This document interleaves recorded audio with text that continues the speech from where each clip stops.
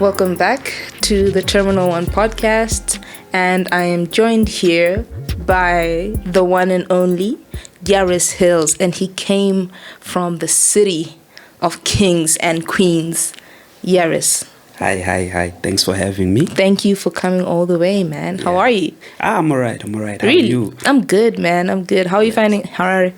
Harare is a nice place. Beautiful place, beautiful people. Really? Everything's just nice, yeah. No, I'm glad you're enjoying. You're enjoying. Would you say you'd want to stay here or like?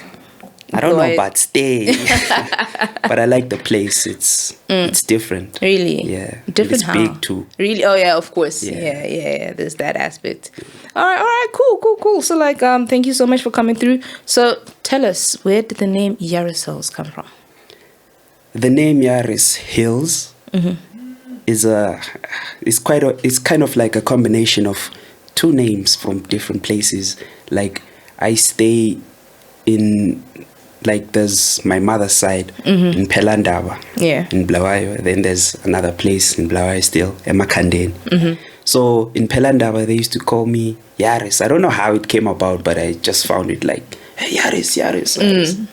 And then the name stuck. And you know, like with names, when you reject them, that's how the name Exactly. Then in Emakhandeni, hey, Hillz, what's up, man? Hillz, you know. Then I decided to like combine the two names, and that's how that came about. Awesome. All right. So, I mean, that's very beautiful. Both sides of your family kind of gave you, like, you know, the name that you currently use for your music. That's dope. So, when did you start getting into music? When did you start dropping bars? And you're like, this is my thing. The recording process or the whole writing, freestyle. You know, most rappers start with freestyles. So, like, when did you start doing my freestyles and stuff? I have been doing music, like, for a very long time.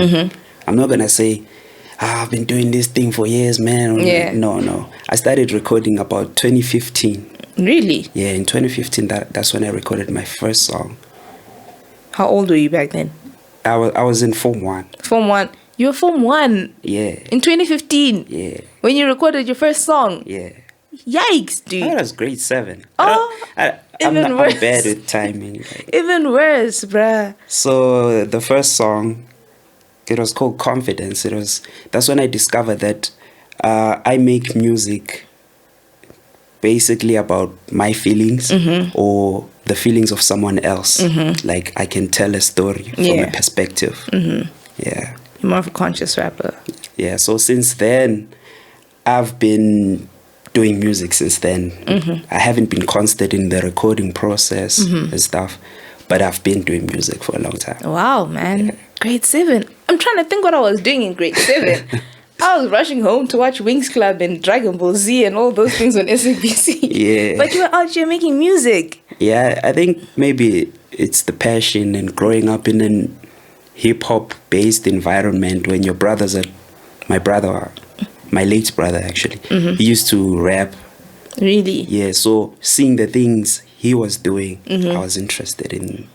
Like, okay, I want to be like my brother. You know, like your brother is always your inspiration. So I want to be like him. I want to be like him. That's I want to beautiful, do what he man. does. Yeah. Oh, that's beautiful. Yeah. Shout out to him. May his soul rest in peace. Yeah. So you first recorded your first track when you were grade 7.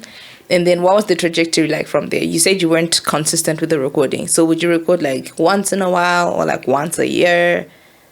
When I recorded that song in grade 7, it was mostly influence. Like people were saying, oh, there's a guy with a studio there, let's go and try that thing out and see how it comes out. And I was like, okay, let's try it. Yeah. Then the song, it wasn't a perfect song, but it had a dope structure that a lot of people related to and be like, yo, bro, you're good at this thing. Yeah. Like, that gave me more confidence into exploring more into the music thing. Let me get into this thing. Yeah, because you did the first big step, which is actually starting. Yeah. Then from there, it was school performances, actually, on like primary school performance, talent show days. Yeah. You start doing your thing. People like giving you like mad props and like, bruh, you can do this. That's how it built confidence in me exploring more into the music thing. Yes. Oh, that's dope. I saw on your socials you were part of that the Next Big Superstar. How was that whole experience? It was a great experience, actually. It started in Buluwayo, Montreux Studios. I don't know if I'm allowed to say that. It's okay. We'll find out. If it's not, we'll just cut it out. So what happened there were auditions. We auditioned. A lot of people were there. Yeah. People came in their numbers because there were a lot of celebrities there. So people auditioned, then they shortlisted people from Buluwayo, Gweru, and all across Zimbabwe. Yeah. Then they selected the few that came to Harare. We did the whole top 30 thing, eliminated other people, top 20. That's where I ended up, actually. Top 20? Yeah, it was top 20 because, hey, people with mad vocals out here. No, but that's very impressive because that was a nationwide thing. Yeah, that was a nationwide it was thing. a great experience. Great experience. I learned a lot from there. Like, we had judges like DJ Tamuka. Gemma was one of the judges. Really? Rocky. Even Robert Mugabe Jr. was part of the judges at some point. Rocky, I mentioned him. Yeah, so those were the judges. So how was it like performing in front of those musical legends? It was very scary at first because you'd be trying to not fumble in front of them. And like, I gotta impress these guys. Like, yeah, they gotta see what I can do. Gotta bring my best game. Gotta bring my A game to this. So such an experience was very educational in the sense that they would correct you actually when, bruh, you can do this. And you got to work with them in studio, like the likes of Spirit Fingers, Texas actually. You went to Texas? Yes. Oh, that's dope. Oskid. DJ producer Oskid. The producer. Wow. So we got to work with them in the studio to produce a song that would be performing for the show. So it was very like an introduction into how those guys operate, how the mainstream music thing is like operating. Wow. Yeah. No, that's dope. That's dope. So word on the street is you're currently working on an EP album? Yeah, I'm working on an EP titled In the Jungle. In the Jungle. Yeah. Wow. I'm not sure about the tracks yet, but I'm thinking 8 tracks. An 8-track EP? 8-track EP. Any features? There are features, mostly Buluwayo people. TJ Ketera, shout out to him. Sophia, she's also from Buluwayo. She has an amazing voice. Kid Thrill as well, one of some dope rappers, one of the dopest rappers in Buluwayo as well. Yeah. Zim, some would say. Yeah. So the project is set to drop in January. Really? Early January. Early January. Yeah. So wow, we're feasting. 2024 starting with a bang. Yeah. Oh no, that's dope. That's dope. So like, besides the ones that are currently featuring on your EP, are there any other artists that you'd like to work with in Zim? So like, can I have like 2 artists from Zim that you'd want to work with, and maybe like 2 other international artists? In Zim. 2 is it's just a margin. You kind of put it in a bracket. I want to work with a lot of people. Okay, from fine. Zim. Let's like say 5. Zim artists are the most interesting in their sounds. Like the way they make their music. It's very interesting because mostly like those that have a certain culture that are not hip hop based. Yeah. Like, I think maybe you'd find a different sound that's unusual but exciting at the same time. And maybe Ja Praiser. Yeah, I don't know if we connect in, but Ja Praiser can hop on a hip hop track. Yeah, he can. Yeah, I've heard him rap before, and I was like, yeah, he can actually rap for sure.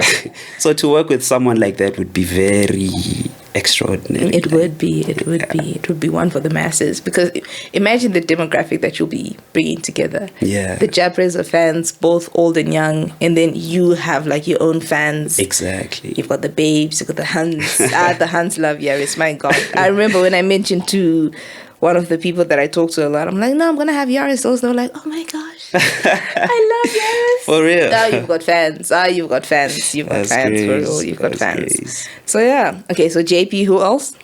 maybe Takura.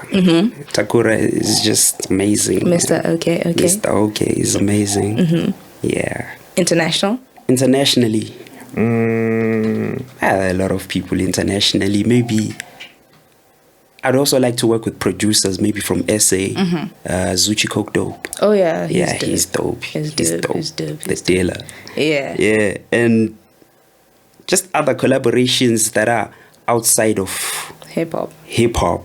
Yeah, that would actually bring like a different sound to my music. Yeah. No, that's dope. So, the current inspiration behind this album, you mentioned earlier on that you're more of a conscious rapper, right? Yeah. And you like to rap about people's feelings and your feelings as well, which I feel like is very, very interesting because a lot of people don't do that. Rappers nowadays, they just like rapping about money, hands, all these things that they have, which supposedly are on credit, but we don't know.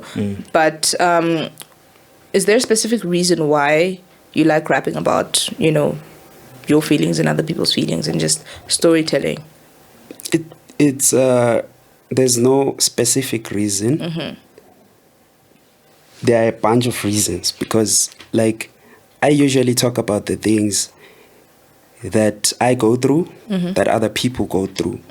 So to be the voice for those people it's actually a big responsibility because you'd have to cater for everyone. And like when people listen to your songs, they have to feel like you're talking to them, talking about what they've been through. So it's kind of hard to put everyone's problems in one project. Yeah. So that's why I try to make it not clear who I'm actually talking about.